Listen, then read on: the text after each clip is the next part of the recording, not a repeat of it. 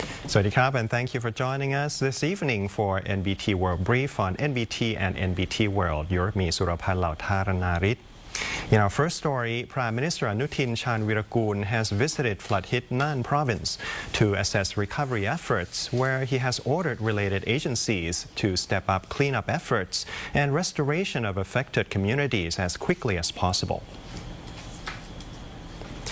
Prime Minister and Minister of Interior Anuthin Chanvirakul today chaired a meeting in Nan province to review the flood situation in the north and northeast, with Deputy Prime Ministers, ministers and relevant agencies joining both in person and online. The Prime Minister expressed condolences to families who lost loved ones and issued directives covering relief, recovery and preparedness. He ordered authorities to speed up damage assessments, restore public infrastructure in areas where floodwaters have receded, and closely monitor water and weather conditions to provide advance warnings. วันนี้เราได้มีข้อสั่งการแล้วก็กำหนดนโยบายแล้วก็วาง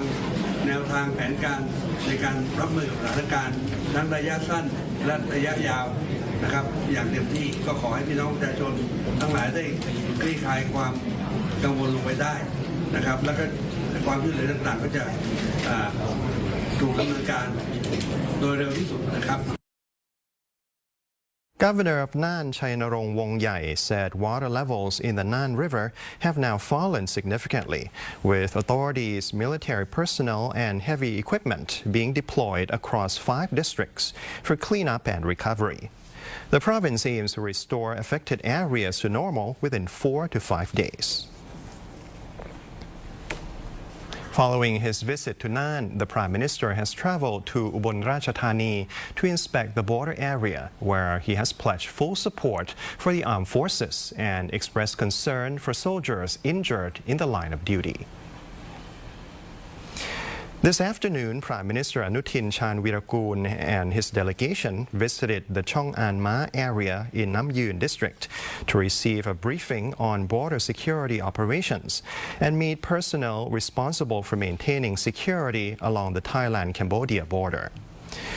The Prime Minister was briefed on the ongoing improvement on the Natural Resources Protection Patrol and humanitarian mine clearance operations, as Thailand is preparing to seek a 5-year extension of its mine clearance program through the end of 2031. So far, more than 390,000 square meters of land across 6 border provinces have been cleared of anti-personnel mines. The Prime Minister also presented morale-boosting gifts to troops and expressed his deep concern regarding the soldier who lost a limb after stepping on a landmine on August 17th. He said the government would provide full support to the armed forces, with the safety and effectiveness of personnel remaining a priority. Prime Minister Anuthin said that meeting troops serving along the border also provides important information to support Thailand's position with the international community, stressing that the government would stand firm in defending the country's interests. Moving on to the situation in the southern border provinces, the 4th Army Region Commander has visited 3 people injured in an incident in NARATHIWAT, while assuring that the government will expedite assistance and compensation for those affected. Lieutenant General Narathiwat Poinok, commander of the 4th Army Region, and Narathiwat Governor Bunchoy Hom Yam Yen visited the injured at Narathiwat Ratchanakarin Hospital after the bombing on a local road in Lampu sub-district late last night. 3 people were injured in the incident, with 1 victim sustaining lacerations to the chest and left arm.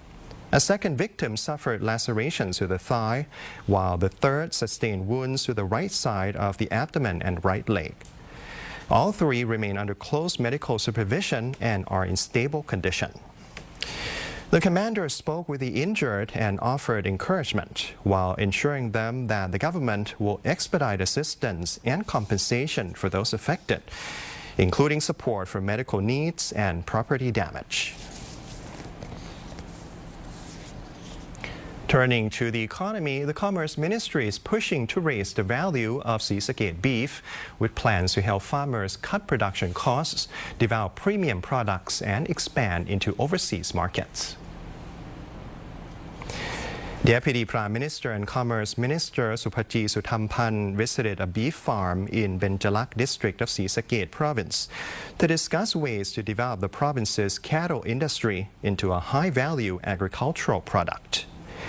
The ministry plans to support the industry across the supply chain, from cattle raising and feed to quality control, processing, and market development.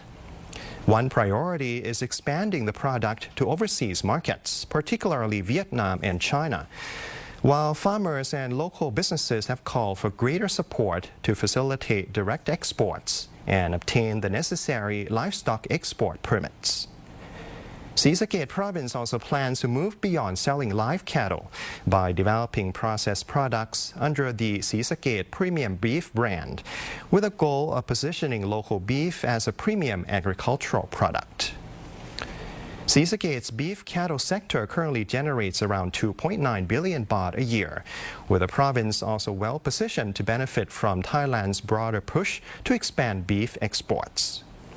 The government is working to open up China's markets for Thai cattle, including large-scale live cattle exports and premium chilled beef. พยายามที่จะทำสินค้าที่เป็นพรีเมียมมากยิ่งขึ้นนะคะที่ศรีสะเกษเนี่ยเราก็มีทุเรียนภูเขาไฟและที่เป็นที่ขึ้นชื่อราคาดี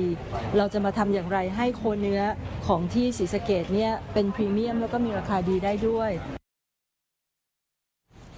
Thousands of runners from Thailand and around the world have taken to the streets for the 2026 SONGKHLA International Marathon as the southern province showcases its landmarks and local charm while pushing to become a leading sports destination. The 27th edition of the SONGKHLA International Marathon was held this weekend, with more than 9,000 participants across 4 race categories. The 42-kilometer marathon started at 3 a.m. today, attracting more than 2,000 runners and taking them through some of SONGKHLA's scenic and historic areas. The event has drawn participants from 32 countries and is being held under the World Athletics Road Races Green Label, highlighting SONGKHLA's growing capacity to host international sporting events. Organizers say the race is helping promote SONGKHLA as a sports tourism destination, while giving visitors a chance to experience the province's natural attractions, culture, and the local livelihood. The provincial authorities also aim to use major sporting events to stimulate the local economy and strengthen SONGKHLA's image as a sports city.